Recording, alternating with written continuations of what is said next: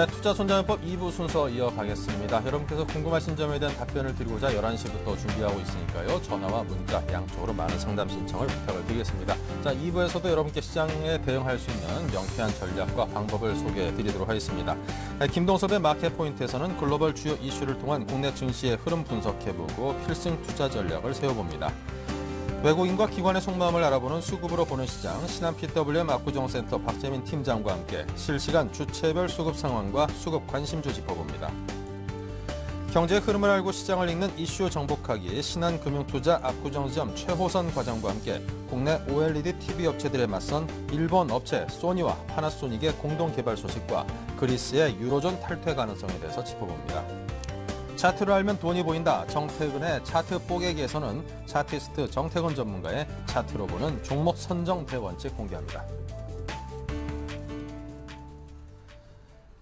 네, 글로벌 주요 이슈를 통해서 국내 증시 분석하는 김동섭의 마켓포인트 시간입니다. 솔로몬 투자증권 김동섭 이사를 모셨습니다. 어서 오십시오. 네, 안녕하십니까.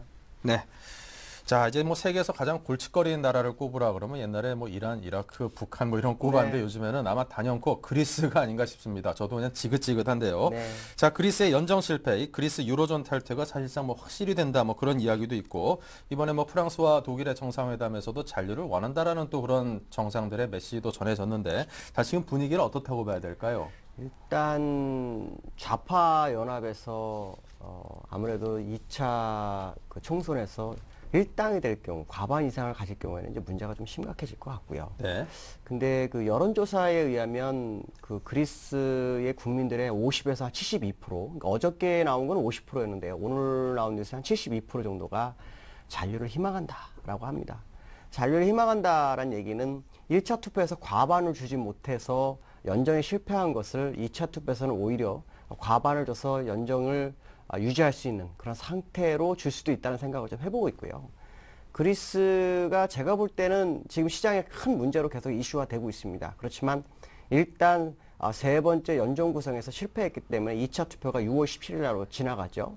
그렇다면 이제 오늘부로는 그리스 문제가 시장에서 대두될 일은 거의 없을 겁니다. 잠시 수면 밑으로 갈 것이고 그로 인해서 6월 17일까지는 새로운 재료에 아마 시장을 목말라 할 확률이 상당히 높은데요.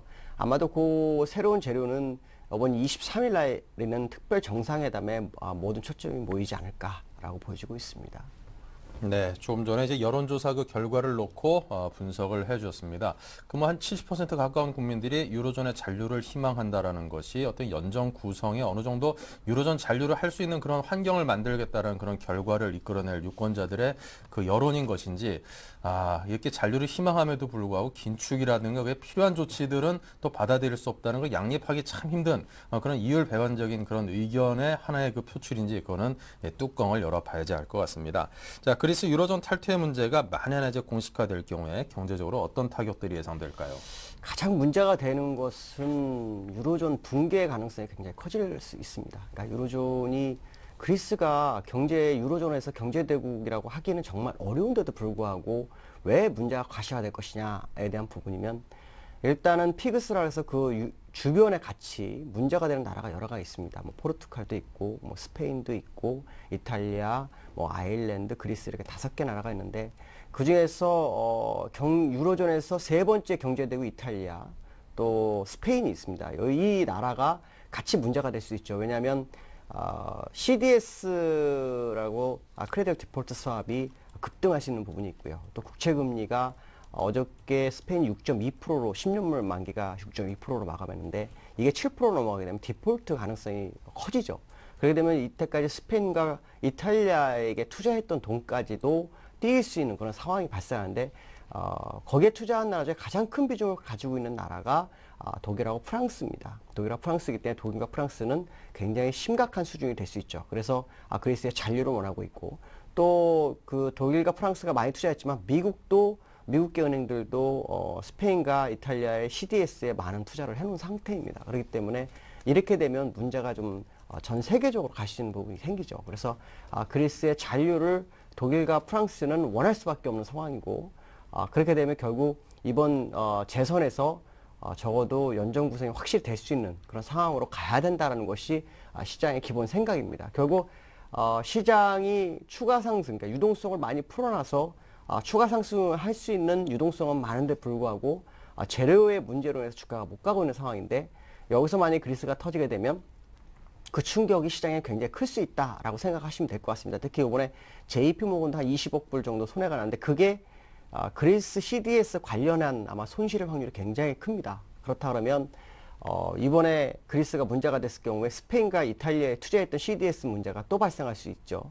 그로 인해서 시장은 굉장히 위축될 수 있는 부분이기 때문에 어떻게 보면 주가가 유동성으로 해서 버블로 갈 수 있는 그런 상황에서 거꾸로 유동성의 함정에 빠질 수 있는 아주 중요한 구간에 있기 때문에 시장에서는 아마도 어떻게 해서라도 그리스를 잔류시킬 수 있다. 그러나 만약에 그리스가 유로존 이탈하면서 드라마화를 쓰게 되는 상황이 발생했을 경우에는 일단 시장은 굉장히 관망 모드로 가야 된다라고 말씀드릴 수 있습니다. 네. 어쨌거나 이제 그리스가 유로존 탈퇴하게 될 경우에 상당한 파장은 피해갈 수 없을 듯합니다. 자, 독일 총리와 프랑스와 올랑드 프랑스 신임 대통령이죠. 예, 유럽의 성장률 제고 방안을 찾기로 했다는데 긴축에서 어느 정도 성장 쪽으로 좀 축을 튼다라든가 함께 가져간다라고 이해를 해도 될까요? 네. 지금 그 어저께 내용을 보니까 그 올란도 대통령이 취임식을 하자마자 바로 그 독일 메르켈 총리를 만나러 갔습니다. 만나러 갔는데 실질적 내용은 나오지 않고 같은 점과 다른 점에 대한 부분이 나오게 되는데요. 같은 점은 일단 유로존 성장에 대해서는 뭐 거의 똑같은 의견을 갖고 있습니다. 그래서 정책 공조에 대한 부분을 얘기했는데 세부적인 내용은 나오지 않았습니다. 아마도 이게 23일 날에 있는 특별 정상회담에서 쓰기 위해서 서로 얘기를 나눴지 않았을까라고 보여지고 있는데 메르켈 총리는 계속해서 신재정 협약에 대해서 재협상은 없다라고 합니다. 재협상이 없다라고 하면은 올란도 대통령 입장에서는 정말 할 수 있는 여지가 거의 없는 상황이죠. 그렇다면 성장을 하기 위해서 필요한 게 도대체 뭐냐라고 본다면 결국 고용 창출이거나 적어도 아니면은 재정 적자를 3% 이상으로 끌어올려야 되는데 신재정 협약에서는 3% 미만으로 잡아놨기 때문에 그 부분을 재협상을 안 한다 그러면 결국에 가서는 할 수 있는 게 성장을 위해서 고용 촉진을 할 수 있는 방법밖에 없습니다. 그것이 지난번에 이제 뉴스에 한번 한번 이렇게 흘려서 나온 뉴스가 있었는데 그게 EIB라 해서 유로존 투자은행에 대한 부분입니다. 거기를 통해서 자금 한 2천억 유로를 모으고 그거를 통해서 SOC 공공재에 투자하게 하고 그거로 인해서 고용을 촉진하자 뭐 이런 쪽이 될 것 같습니다. 근데 어저께 나온 내용 중에 보면 공통사항에서 EIB를 통한 성장은 서로 추구하고 있다라는 내용으로 봤을 때는 아마도 EIB 쪽에서 방향이 나오지 않을까. 그 외에서 할 수 있는 것은 재정 적자를 3% 미만에서 3% 이상으로 잡아주는 적어도 한 1년 정도는 여유를 주는 이런 상황이 나올 수 있다. 그렇지 않으면은 사실 협상에 할 수 있는 것이 거의 없다라고 보시면 될 것 같습니다. 그래서 요 두 부분이 23일 날 어떤 결과로 나오는지를 좀 보셔야 될 것 같습니다. 네. 자, 미국 시장이 어제 좀 하락을 했습니다. 과연 추가로 더 하락할 것인지에 대한 가능성, 또 지금 현재 상황에 대한 기술적인 분석을 부탁드립니다. 기술적으로 보면은 지금 미국이 국내장보다 한 2.5에서 3% 정도 지금 덜 내려왔습니다. 그러니까 미국보다 국내장이 3% 정도가 더 내려온 상황이죠. 미국 같은 경우에는 기술적으로 여기 지금 이 요선을 보시는데 201선 정도까지는 내려오는 게 정석입니다, 원래. 근데 내려오는 속도로 봐가지고는 속도가 굉장히 낮다라는 거죠. 그렇다면 느리다는 것은 반등의 여지를 계속 주고 있다라고 봐야 되는데 주가에 반해서 나타나는 후행 스팬, 일목균형표에서 나타나는 이 방향성한 후행 스팬으로는 오늘까지는 시장이 상승보다는 횡보 내지 하락을 해볼 필요성이 있다라고 보고 있습니다. 왜냐하면 이 후행 스팬이라는 것이 항상 요 과거의 요 캔들을 따라서 요 종축 부분에서 같이 이렇게 움직이면서 사람이 엎어진 모습이 나오게 되거든요.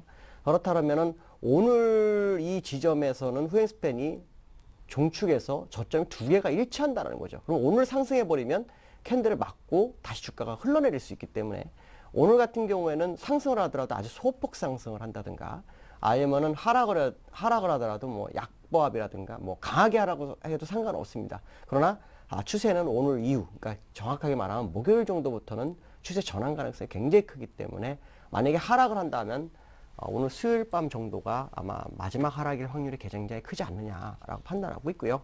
주가의 상승 모습을 보면 결국에서는 상승 쪽으로 갈 수밖에 없는 모습이 갖추고 있는 상태에서 일시적인 눌림으로 본다면 지금은 굉장히 좋은 차트를 만들어가는 과정이기 때문에 추가 조정이 일시적으로 들어왔더라도 이걸 걱정할 이유는 전혀 없다라고 말씀드릴 수 있습니다.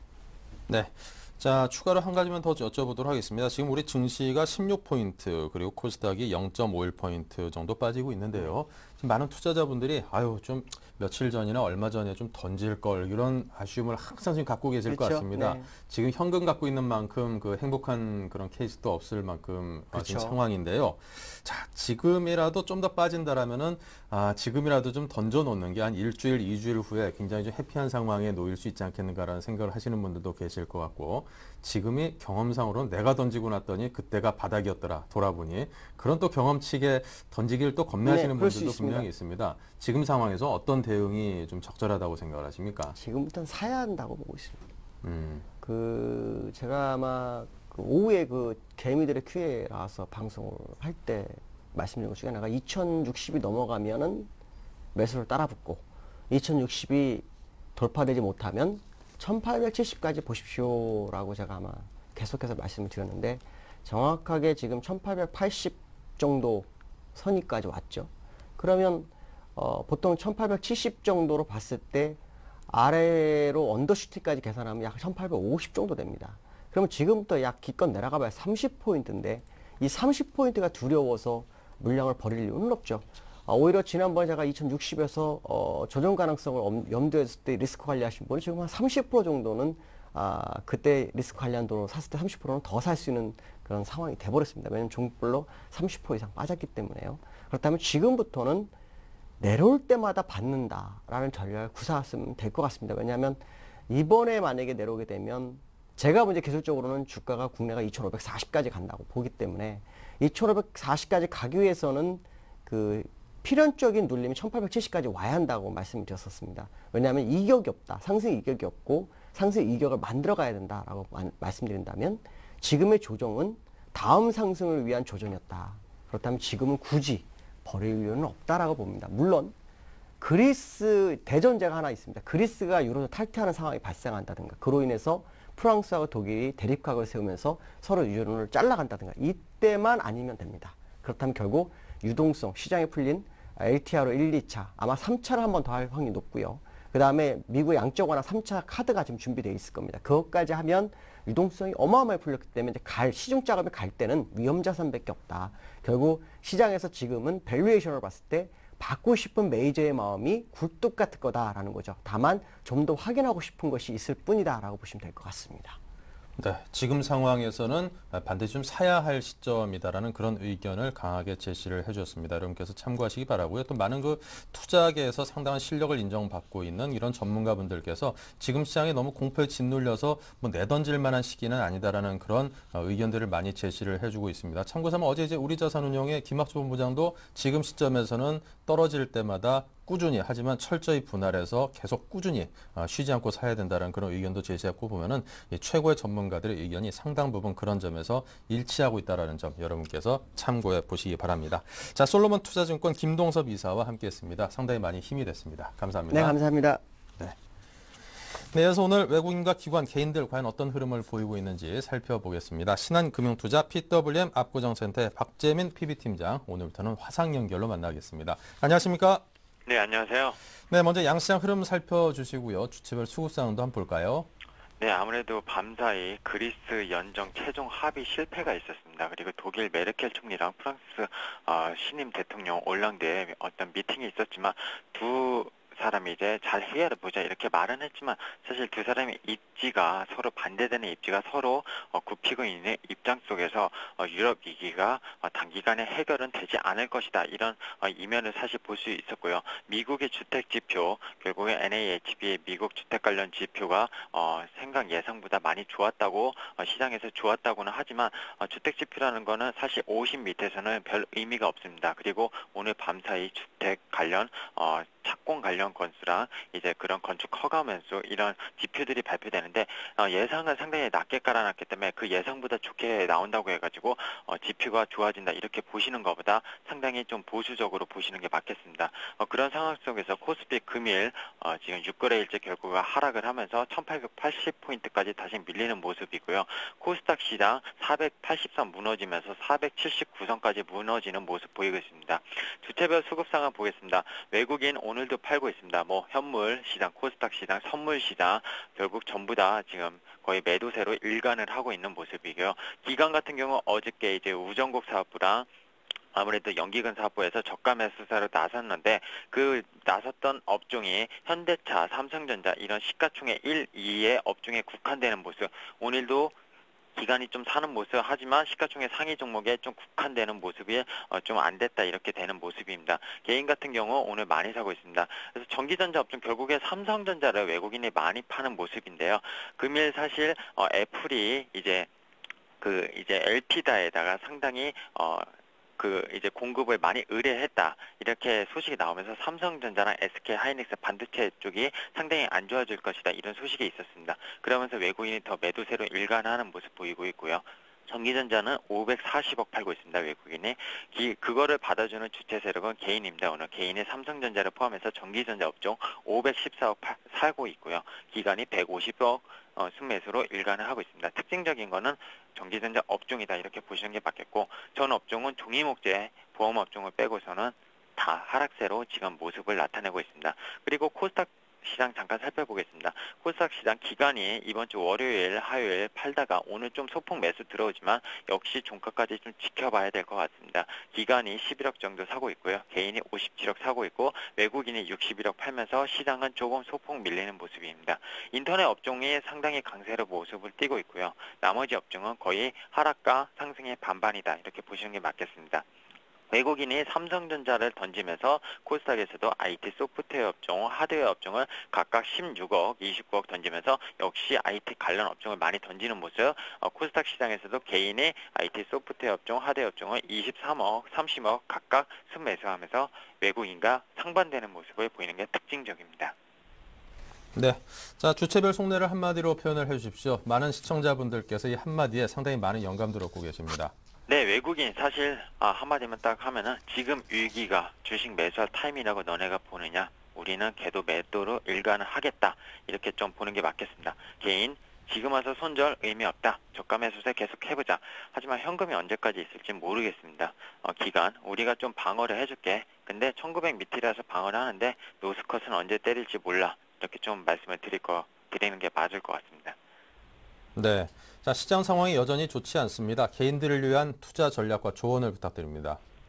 네, 사실 5월장 상당히 애널리스트나 스트래티지스트 전략가들이 올해 5월은 다를 것이다 이렇게 많이 얘기를 했었습니다. 하지만 제가 4월부터 시장에 대해서 상당히 안 좋게 봤었는데요. 2010년 그리고 2011년 그리고 올해 2012년 5월이 다를 것이다. 시장의 전망과 여전히 바뀌는 반대되는 모습으로 가고 있습니다. 5월달 시작부터 안 좋았고요. 지금 계속 더 안 좋아지고 있습니다. 오히려 가속도가 붙고 있다. 이렇게 보시는 게 맞겠고요. 그 뒷 배경에는 유럽이라고 일단락에 하는 게 맞습니다. 하지만 유럽과 달리 또 중국의 경기 둔화 그런 시그널은 상당히 안 좋고요. 미국의 경기 회복이 되고 있다고 하지만 지표들이 그렇게 썩 좋게 나오는 건 아닙니다. 결국에는 전부 다 지금 여건이 안 좋은 상황 속에서 그리스만을 잡고 핑계 삼아서 떨어지는 여건인데요. 그리스 지수는 사실 비교할 게 안 됩니다. 그리스는 거의 뭐 부도난 국가라고 보시는 게 맞겠고요. 지금은 그러면 투자 전략은 어떻게 되느냐? 뭐 앞서도 계속 어제도 오늘도 코스피 밸류에이션이 주가 수익 비율이 12개월 선행지수를 했을 때 8배 초반까지, 8배 초반까지 내려왔기 때문에 저가 매수세로 많이 나서야 된다. 이런 의견들이 사실 계속 나오고 있는데 사실 현금이 개인들은 뭐 무한정 쏟아 나오는 것도 아닙니다. 기간도 마찬가지고요. 저가 매수사라는 거는 분명히 바닥에서 우리는 못 잡지만 바닥에서 올라올 때 잡아도 사실 늦지 않습니다. 근데 지금은 바닥이 안 보이는 국면이고요. 보시면은 외국인 수급 계속 들어서 5월 들어서 안 좋은 상황입니다. 근데 이 자리에서 뭐 화학업종, 철강업종, 기계, 조선 전부 다 안 좋은 업종. 결국 실적들도 그걸 반영하지 않습니까? 그런 안 좋은 업종들을 저가 매수세로 지금 나서면은 그게 지금이 밑에 바닥인지 무릎인지 허리인지 알 수 없다는 겁니다. 결국에는 오늘 삼성전자, SK하이닉스 등 반도체 업종 등 결국에 애플의 LP다 공급 대량 주문 소식 때문에 2%대 3%대 많이 떨어지는 모습 보이는데 여기서 지수가 삼성전자, 현대차, 기아차로 그동안 받쳤기 때문에 얘네가 무너진다면 지수는 속절없이 무너지게 됩니다. 지금 말하는 사이에도 1880선 무너졌는데 일단 일봉상 어제 120일 이평선 깨진 지 이틀 됐고요. 주봉상 121선 네, 지난번 유럽발 위기 보면은 1840까지 열려 있다고 보시는 게 맞습니다. 그리고 월봉상으로 봐도 작년 8월 유럽 위기 때 오히려 그때 유럽 위기 때보다 지금은 더 가도 국면이기 때문에 안 좋은 상황입니다. 그 지지선이 1730 정도로 지금 책정을 한다면은 지금 저가 매수세는 사실 아닙니다. 지금 투자를 하시기보단 관망을 하시는 게 가장 정답이고요. 올라오면 주식 현물 조금 손실이나 아니면 수익권이시라면 던지시라고 좀 말씀을 좀 가감하게 드리려고 합니다. 네, 자 오늘은 신한금융투자 PWM 압구정센터의 박재민 PB팀장과 화상 연결로 직접 얼굴 뵈면서 이야기 나눠봤습니다. 감사합니다. 네, 감사합니다.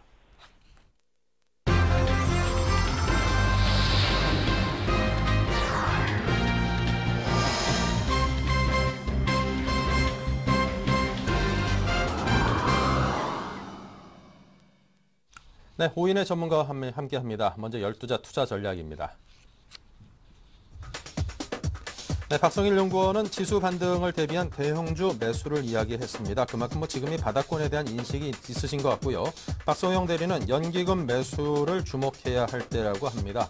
지금 어떤 수급 상황에서 우리 증시의 버팀목이 되어주는 연기금이 어떤 매수하는 업종, 종목들에 대해서 개인들도 함께 좀 추종을 해보면 어떤가 이런 의견인 듯 싶고요. 신용훈 연구원은 바닥을 다지는 모습을 확인할 필요가 있다.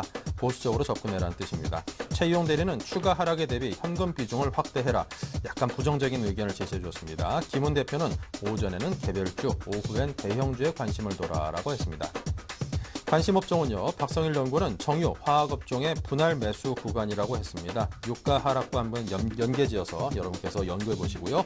박소영 대리는 필수 소비재 중에 탑픽을 매수해라. 오늘 동시효과 상황에서도 보시다시피 내수 소비재 업종에 대한 상승 흐름이 하락장에서도 상당히 돋보이는 부분이 있었습니다.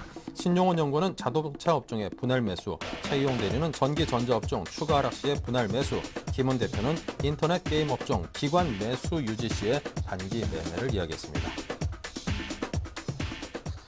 네, 이 중에 교보증권 강서지점의 신용훈 연구원과 이야기 나눠보죠. 안녕하십니까? 예, 안녕하세요. 네, 자 먼저 오늘 현재 시황부터 좀 살펴주십시오.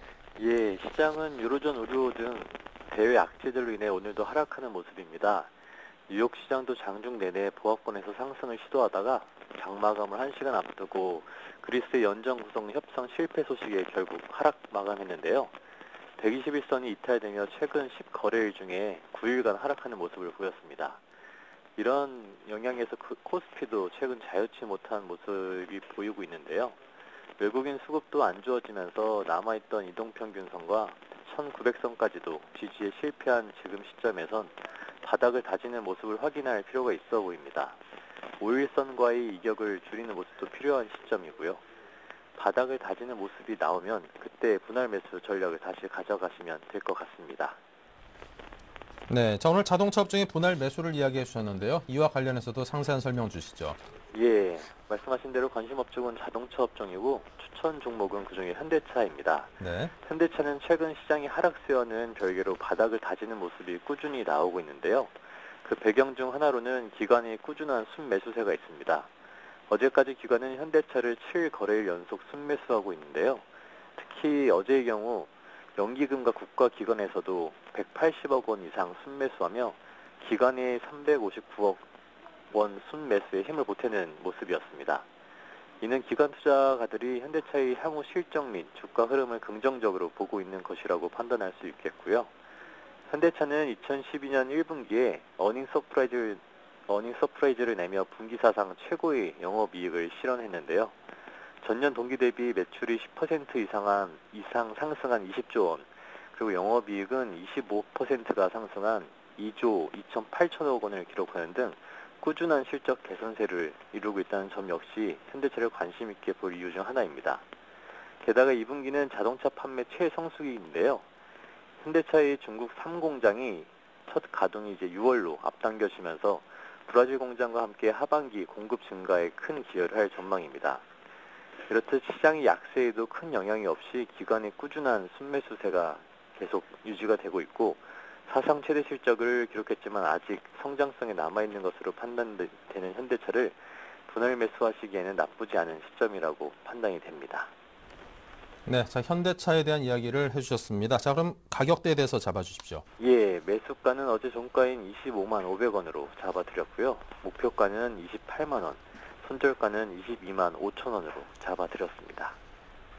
네, 자 지금까지 교보증권 강서지점 신용훈 연구원과 함께했습니다. 감사합니다. 예, 감사합니다. 자, 네, 자 계속해서 오늘의 핫 이슈 살펴보는 이슈 정복하기 시간입니다. 박미라 아나운서 나와주십시오. 안녕하세요. 이슈 정복하기 박미라입니다. 오늘의 주요 이슈들 확인해 보겠습니다. 니온 게이젠 신문에 따르면 소니와 파나소닉이 OLED TV 기술 개발 제휴 협상에 나섰습니다. 이들 업체들의 소식이 국내 기업에 어떤 영향을 주는지 분석해 봅니다.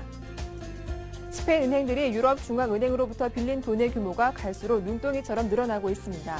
차입 금액은 2,635억 유로, 우리 돈으로는 390조 원에 달합니다.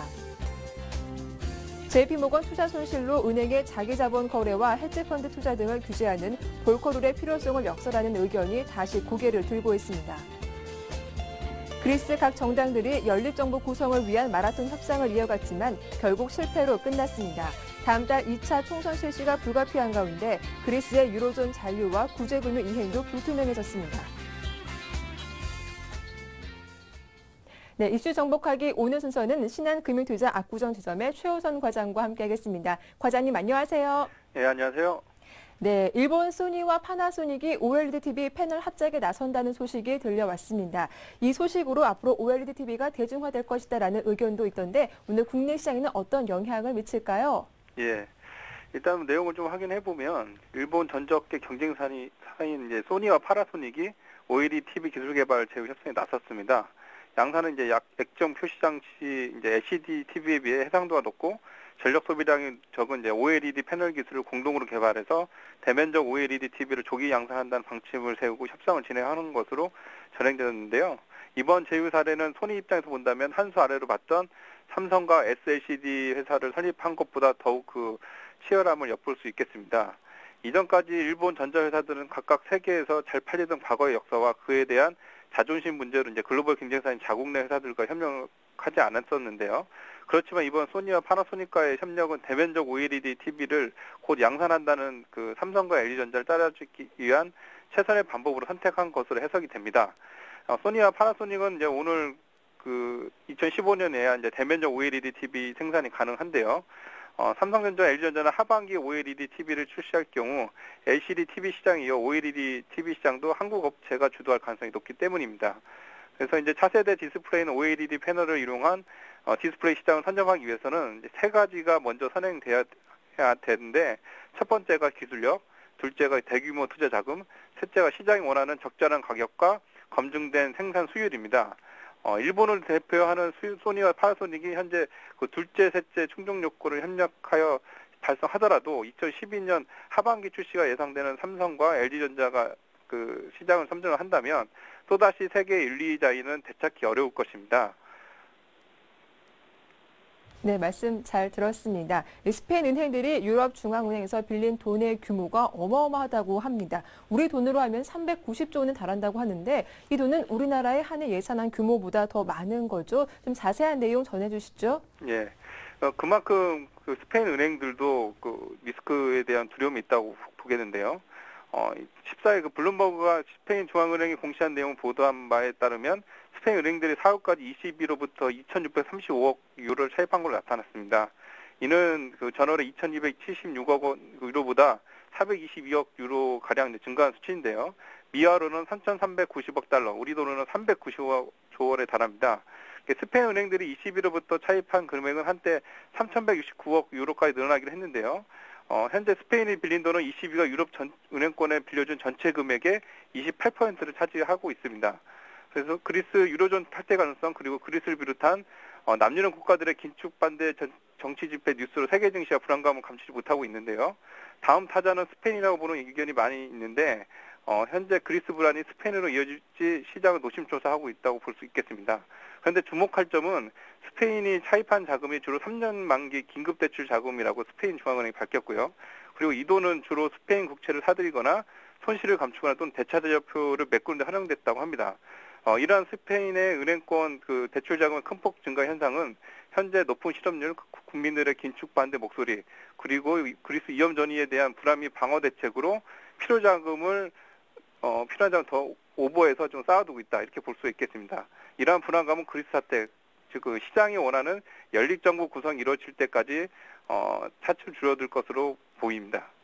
네, 이번 주 들어서 JP모건의 이야기가 계속 나오고 있습니다. 이번 투자 손실로 인해서 볼코르 시행이 빨리 필요하다라는 의견에 힘이 실리기도 하는데요. 사실 올해 7월에서 2년 이후로 연기가 됐는데 시장 분위기는 어떻습니까? 예, 이 문제에 대해서는 이제 국내 투자자 입장에서 좀 볼 시각이 필요한데요. 일단 내용부터 좀 말씀을 드리면, 그 미국 최대 은행인 JP모건 체이스가 파생 상품 거래 실패로 20억 달러, 우리 돈으로 2조 3천억 원의 이제 손실을 입으면서 은행의 플랍 트레이딩, 자기 자본 거래와 헤지 펀드 투자 등을 규제하는 볼코르의 필요성을 역설하는 의견이 다시 나오고 있는데요.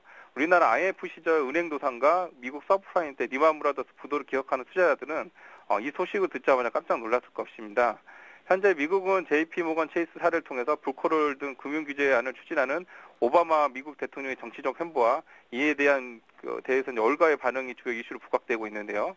앞으로도 정치 이슈로 부각된 이 문제를 국내 투자자 입장에서 좀 전체적으로 볼 필요가 있는데, 이 은행의 수장은 볼코르에 반대하는 미국 최대 은행인 JP모건 체이스의 제이미 다이먼 최고 경영자입니다.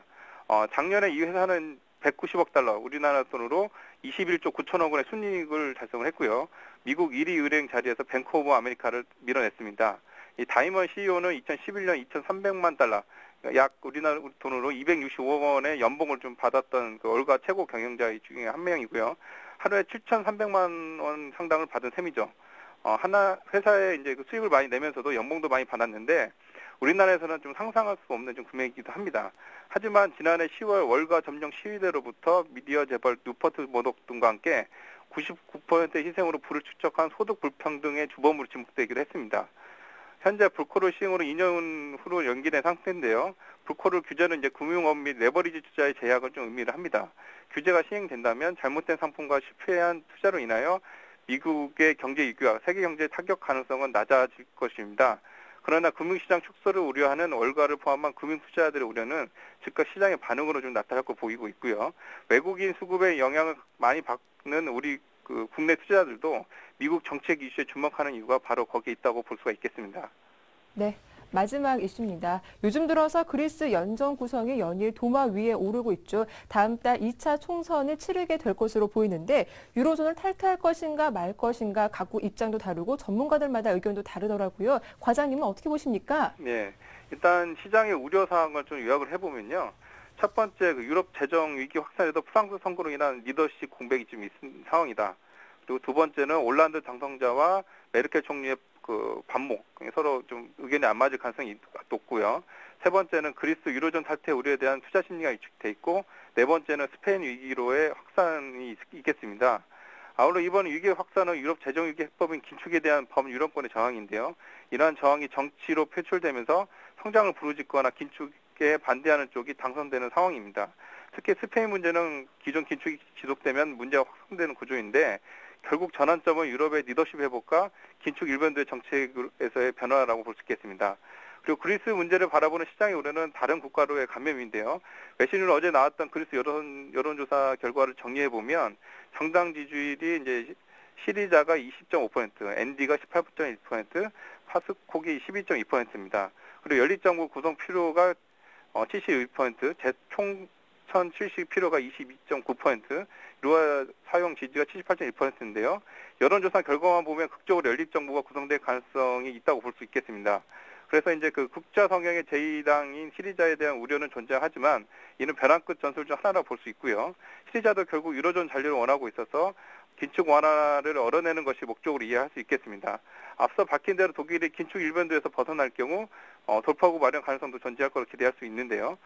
당장의 우려는 그리스 유로존 탈퇴 가능성은 결과적으로 좀 낮다라고 보는 시각이 현재 입장에서는 적절한 시각이라고 볼 수 있겠습니다. 네, 말씀 잘 들었습니다. 도움 말씀 고맙습니다.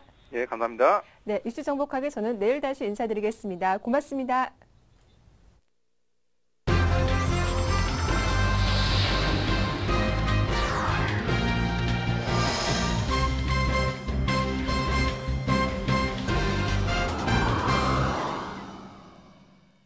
네, 리딩 투자증권 우성재 팀장을 연결해서 중국 증시 이야기 듣겠습니다. 안녕하십니까?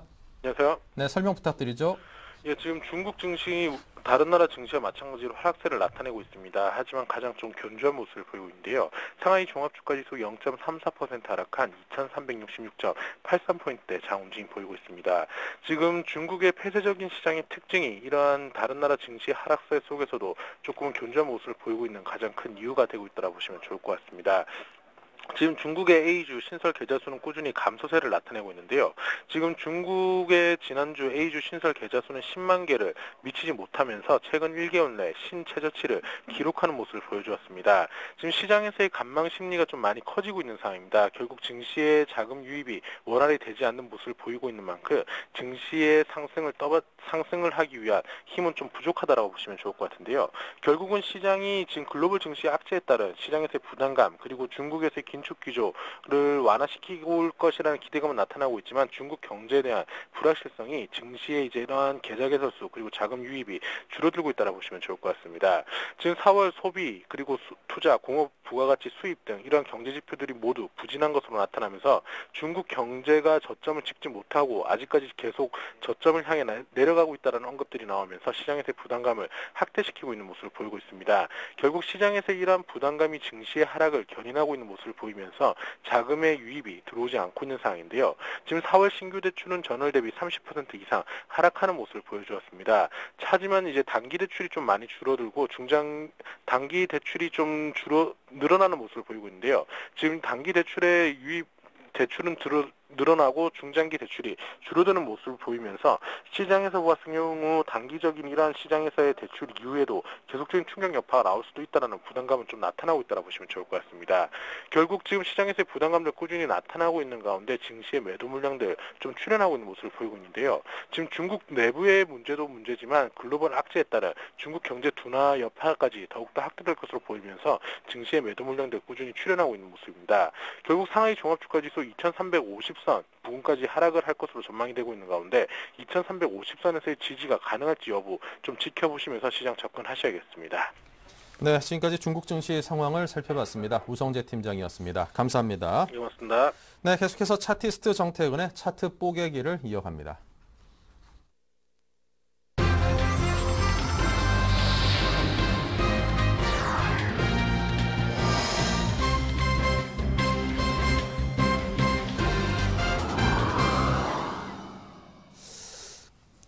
네, 안녕하세요.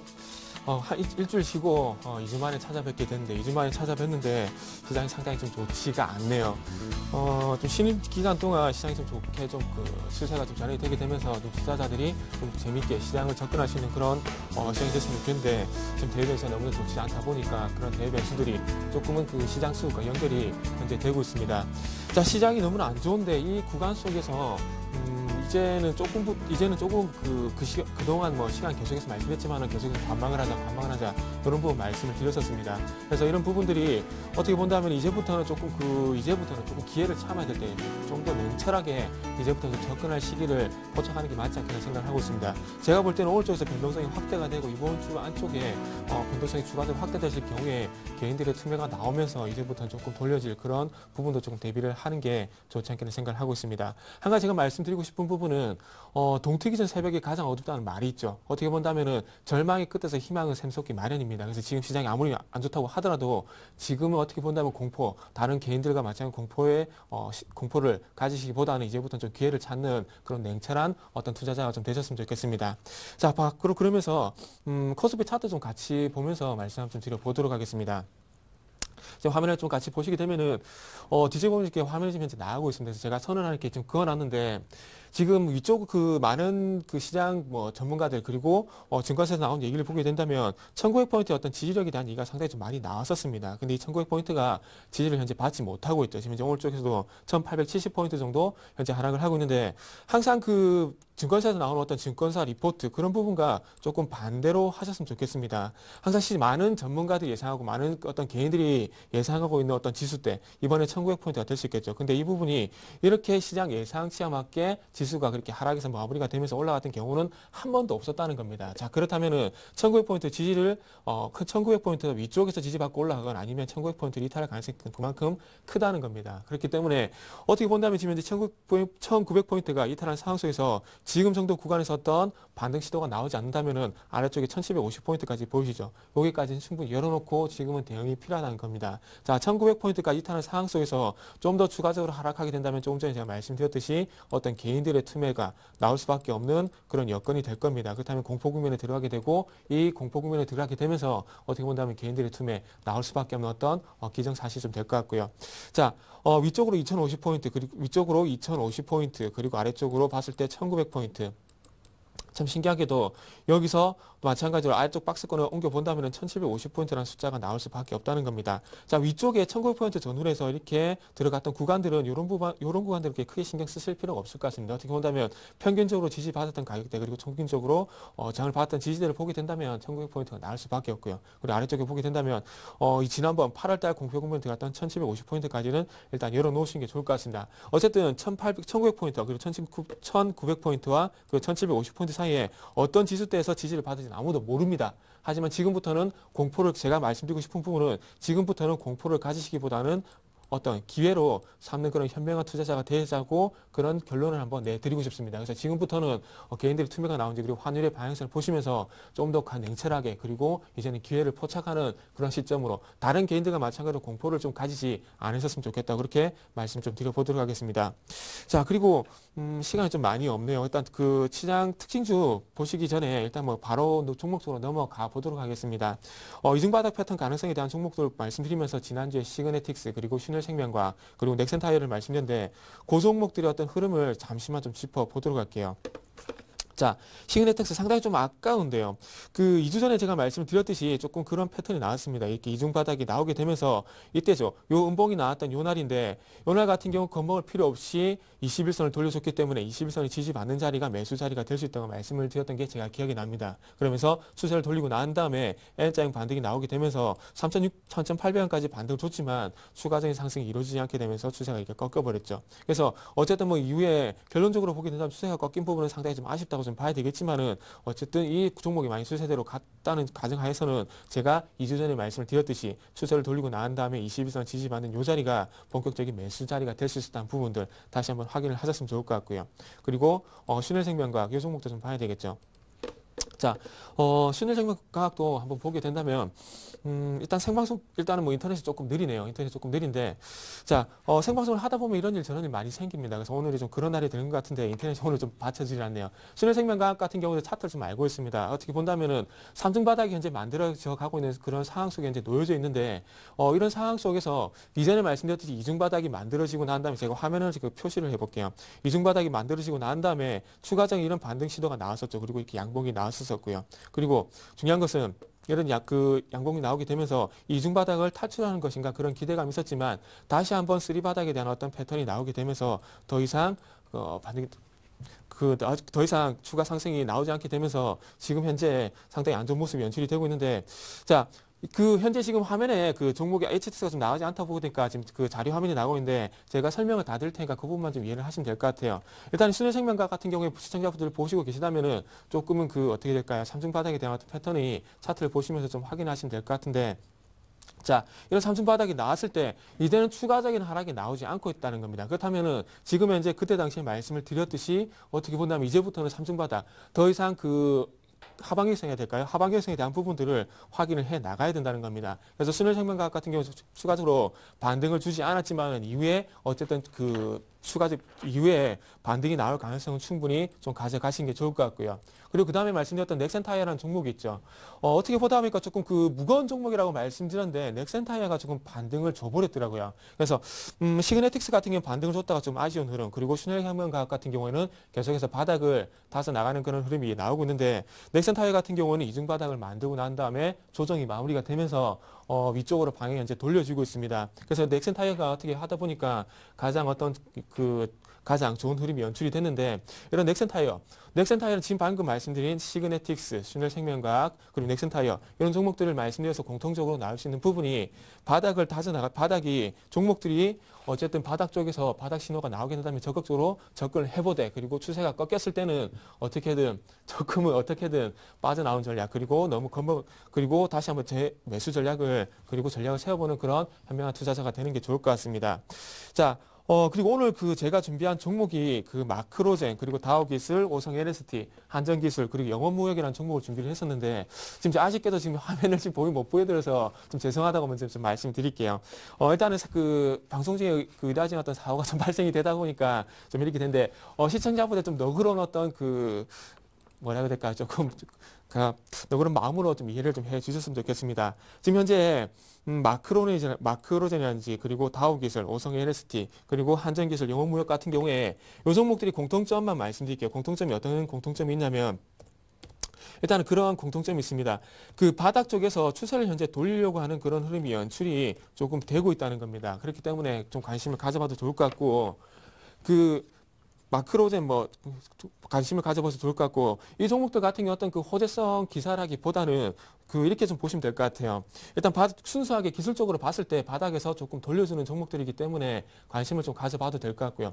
자, 마크로젠 같은 경우에도 어떤 종목이냐면 이중바닥을 형성하게 되면서 그러니까 화면에 보시면 이렇게 이중바닥을 형성하고 난 다음에 추세가 이렇게 이평선에 돌아가게 되면서 추세가 위쪽으로 올라가는 종목이라는 겁니다. 그렇기 때문에 어떻게 보면 마크로젠 같은 경우는 그동안에 말씀드렸던 쌍바닥 그리고 N자 패턴에 대한 완성체라 좀 보시면 될 것 같아요. 그래서 마크로젠 종목, 제가 종목은 이번 주 요 종목은 다음 주에 갈 것 같다 이렇게 말씀드리고 싶은 종목이 마크로젠하고 오성 LST 그리고 한전기술 요 종목을 한번 조금 관심을 좀 가져보시는 것도 괜찮을 것 같아요. 그래서 마크로젠, 다우기술, 한전기술 요 종목들이 일단은 오늘 제가 차트를 못 보여드려서 죄송한데 다음 주 이 시간을 통해서 이 종목들이 다음 주에는 어떤 흐름을 보이는지를 한번 좀 보시는 게 한번 같이 좀 보도록 하겠습니다. 자, 시간이 한 1분 정도 남았는데 시장에 대해서 조금만 더 말씀을 드릴게요. 제가 1900포인트 이탈하게 되면서 시장이 좀 안 좋다고 말씀드렸는데 분명한 건 항상 개인들이 공포 국면에 들어갔을 때 항상 기회가 왔다는 겁니다. 자, 그리고 지난 8월 달 한번 예를 들어볼게요. 미국의 신용 등급이 하락하게 되면서 2500포인트에서 1700포인트까지 가파르게 내려왔었습니다. 그때 당시에 자기가 가지고 있는 종목들이란지 그리고 시장에 가지고 있던 펀드들이란지 이런 부분을 던졌던 투자자들은 분명히 나중에 후회를 했다는 겁니다. 자, 시장 공포 국면 속에서 기회를 찾아가는 것이 현명한 투자자지 시장이 어떤 급락이 나오는 구간 속에서 공반적으로 공포를 가져간다는 것은 현명한 투자자가 아닙니다. 그래서 그거 어때 봐도 좀 현명하게 대처를 좀 하신 게 좋지 않겠나 마지막으로 말씀드려보면서 다음 주는 시장이 우상향한지 한번 보도록 하겠습니다.